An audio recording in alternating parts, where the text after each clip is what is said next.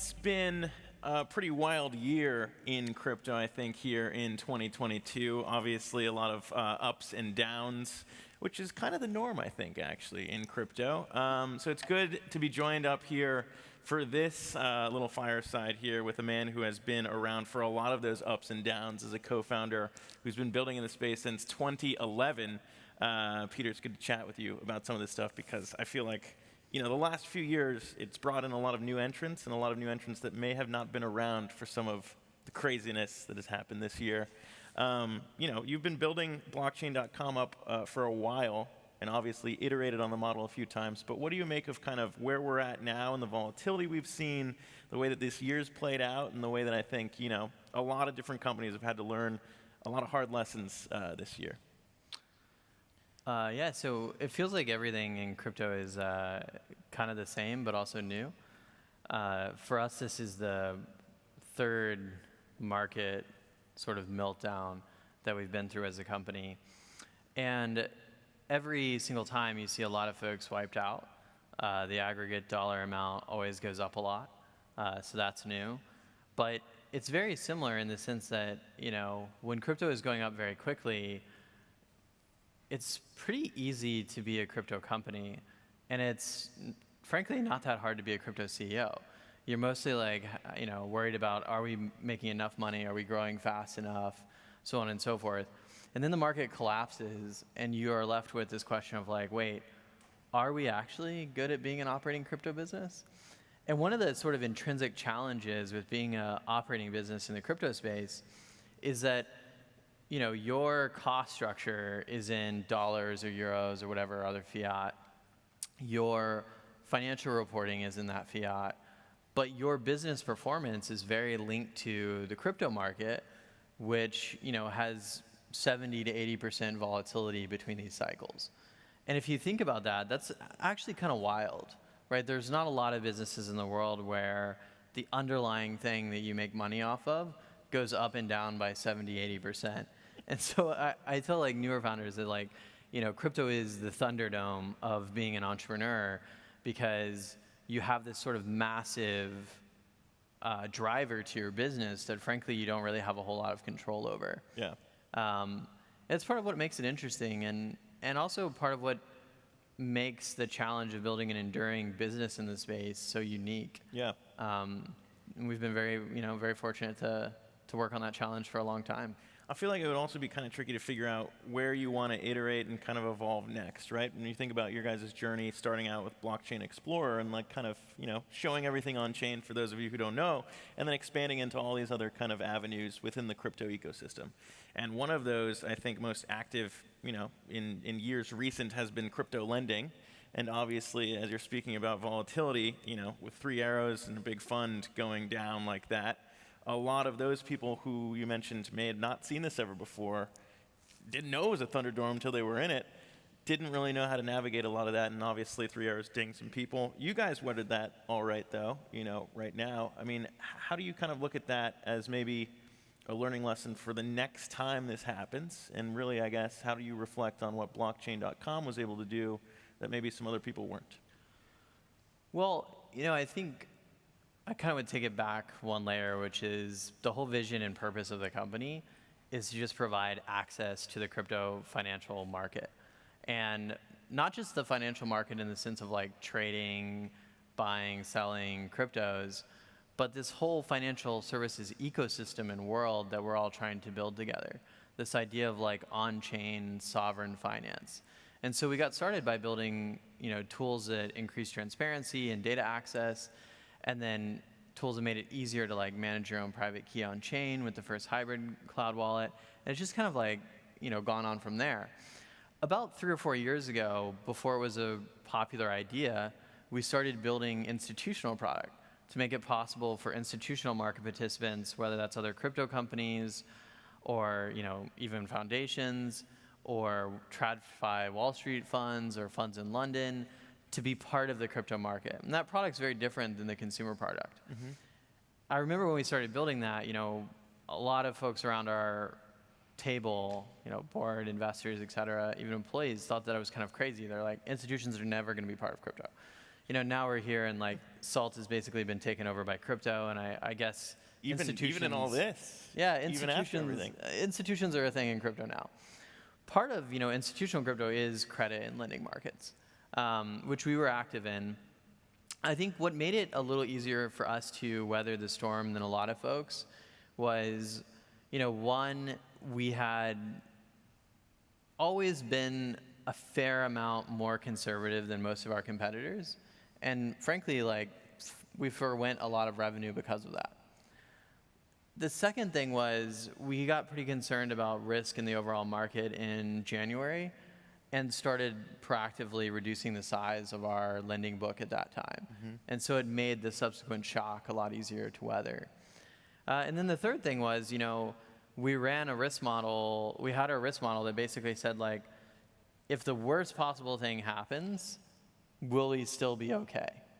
Not like, will we be happy? Like, anytime you have a risk issue, you're not happy, whether it's $1 or, $100 million.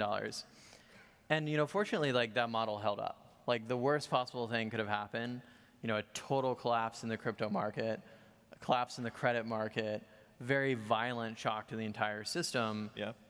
And the model and the company held up. That said, like, it was a very scary moment in the crypto markets. We were liquidating billions of dollars of client positions. Yeah. And you had certain people very well known in the industry, certain entities that didn't even just fail to make margin calls, they just stopped responding, right? And so it was a really risky moment for the whole industry, and I think it says a lot that as a collective industry, we persevered and have come through that. Yeah, and I mean, I guess, again, credit to you on like the individual capacity for blockchain.com, and you talk about other people who may not have, and specifically the risk profiles, which, again, is a good time to kind of go back and watch Margin Call, maybe rewatch it for a lot of people out there. But when you think about some of those risks, and particularly what happened this time around when we think about, what preempted some of the 3 Arrows Capital collapse and UST and Luna, for people who don't know, and I think that was kind of fascinating to watch, Trustless Media and Coinage, the media property that I'm at now, I sat down with the Terra founder, Do Kwon, to talk about some of those things happening, and it was pretty fascinating to talk about where some of these responsibilities lie. If it's with the exchanges or the projects themselves, if people don't want to be regulated. And when you think about that, blockchain.com didn't have the Terra stablecoin offered to customers. UST wasn't there, but a lot of people did. And I mean, what do you make of maybe where some of these responsibilities fall? Even kind of educating the public, even institutional players were hurt by all this too. So I mean, where does that lie if it is kind of a laissez-faire, regulation shouldn't be a thing, or do you look at it differently? For me, and everybody's going to make a different decision on this. For me, like, I'm here with a very simple mission, which is to increase human economic freedom in the world. And that looks like creating a financial system on the internet where people can be in charge of their money and they can opt into this internet financial system. And so when I'm sitting there thinking about, do we add this asset, do we add this, the first thing that I want to do is keep our customers safe. So one of the things that I'm really proud of us and our team for managing through this entire high volatility cycle is, like, our customers have never been impacted. There's never been a day where there wasn't liquidity for them to execute a trade, where they couldn't make a withdrawal instantly, where the site even went down. Like, we had 999 uptime through that whole period when sites are going down and people are freezing withdrawals and pulling liquidity. We kept the whole thing up the entire time. That's super important to me. But when I think about adding like an asset like UST, it really comes down to, do I think this is sustainable? And do I think that customers are going to want this asset in 5 to 10 years? Because I'm very optimized on what is the world like in 2030 when this financial system is really big. The downside of that is, like, you are going to give up revenue. It's the same thing as, like, do you offer 20 times leverage on a perp? Like, if you don't, you're going to give up a lot of revenue, but you're also not going to grind through customers, right? Because you can look at crypto, you can look at equities, you can look at FX, you can look at CFDs. I spent most of my life in Europe, so I think a lot about CFDs. those platforms grind through users. And what we want to do is we want to pull users in, we want to educate them, we want to empower them, and we want to be in like a 20-year marriage with them. Yeah. And so a lot of times that means foregoing some of the shorter term stuff, even when customers are, emailing you every day being like, please give us Terra and Anchor so we can do 20% yield. Yeah, the short-term, longer-term mentality is one that I think might be lost a little bit in crypto sometimes, but, There is actually, it's really interesting. The crypto community is working on this very long-term idea, this huge idea, which is we're going to build a sovereign financial system on the internet, and we're going to digitize all the assets in the world. That is wild when you step back and think about it, and it's a big idea, and it's going to be a very long-term idea. But we pair that a lot of times with a lot of very short-term thinking. And I think it's one of the bigger challenges in the space. As you think about maybe, longer term versus short term, though, around like where you want to put resources, right? If you're not necessarily, and I don't think you're trying to say you're not optimizing for revenue, but you want to be smart about it in the longer term. How do you look at things now, whether it's NFTs or kind of, if it's more just institutional focuses, like where do you find the best opportunities in this market as it is now to put capital to work when it comes to kind of that longer term goal? When the market is like this, it's kind of the worst of times and the best of times. It's the worst of times because you don't feel like a genius and it's hard going.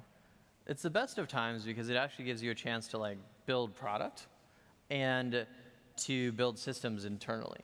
And so right now we're doing a lot of internal systems work to make the company more robust, stronger, more efficient. We're also doing a lot of product work, and I think the themes that are really interesting for me are, one, the kind of products that are going to be enabled in Web3 by higher efficiency chains. Yep. So the ETH merge, chains like Solana, maybe the stuff from the Move ecosystem. So there's a lot of really interesting stuff there that I'm excited about. And then I think the second theme that I'm really excited about is really to do with tangible property, and that is often NFTs. I wasn't excited about NFTs in 2020 or 2021 because it felt like the ICO boom 5 or 6 years ago where most of it was going to be worthless. I'm conversely excited about NFTs next year. Now that a lot of that is matured and people have figured out, well, what is a good NFT, right? And so for our customers, which are very retail, I think they're gonna be ready going forward. Yeah. And then on the institutional side, we're really focused on building out automated product so that we can serve more customers faster with more efficiency. Because that space is really, it's just the beginning in that segment, and there's a lot of demand to keep pace with. Yeah, I don't think you need to convince me that I'm excited. I'm equally excited about NFTs as a guy who quit traditional media to use NFTs to build a crypto community-owned show, so I'm right there with you. But when we think about you specifically, I guess, looking to some of those opportunities, you're also, blockchain.com is a little bit different in the way that you guys are actively pursuing kind of, retail education right now. You guys had a partnership with the Cowboys that kicked off in week 1.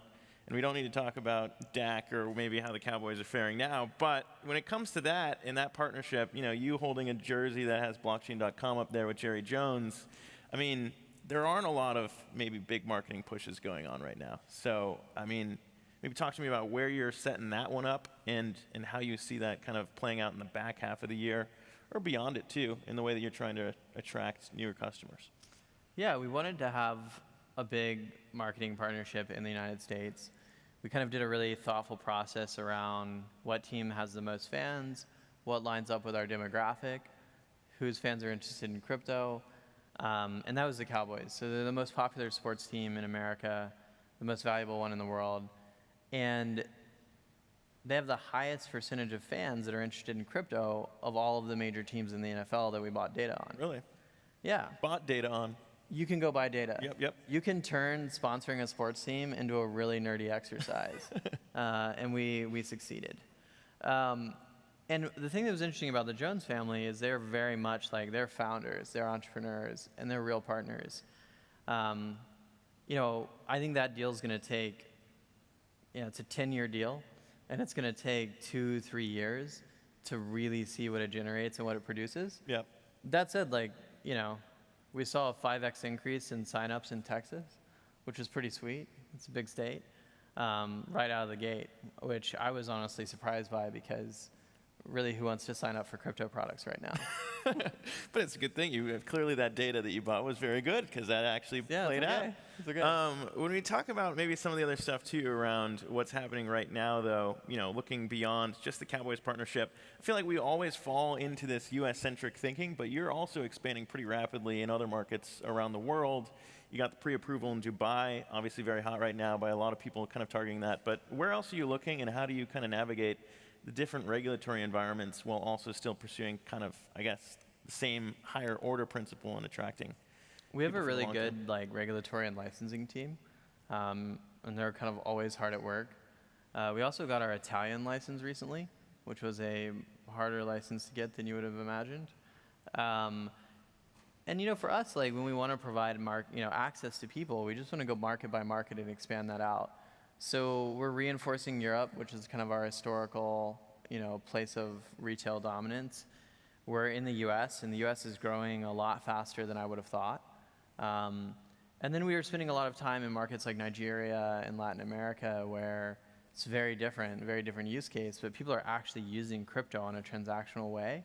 And we're pretty excited about that as well. Yeah, speculation being one thing, but the actual uptake in some of these other markets has been wild. Even if you think about maybe how rough the beginning of the year has been, you're still seeing that adoption take place because what's the alternative if you don't have a faith in the old model? And that's, I guess, kind of what this title is kind of speaking about, is like how you can build a better model than the old one.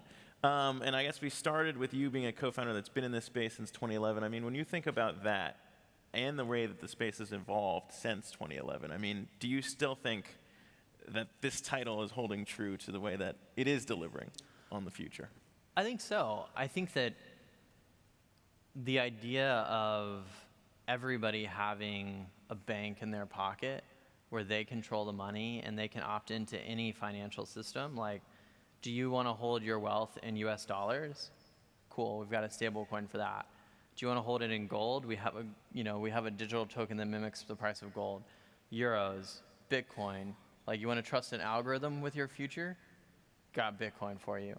That's a uniquely powerful idea because not only does it give you the right to choose how you hold your money and your assets, but it gives you the ability to economically interact with anyone in the world across borders, more or less in a matter of moments. And for me, that's the powerful vision, and that's why I work in this space. And we've never been closer to that vision than we are today. And so, yeah, I feel like it's getting a little better each year. We'll see what happens next year, but they are yelling at us since we are, I guess, running behind here. But that'll do it for just this panel. I'm excited to see what happens for maybe even the rest of the year. No need to look ahead to 2023 just yet. But Peter Smith, co-founder of blockchain.com, appreciate you taking the time again with us all here at SALT. Thank you, Zach. Yeah, thank Cheers. you. Appreciate it, guys.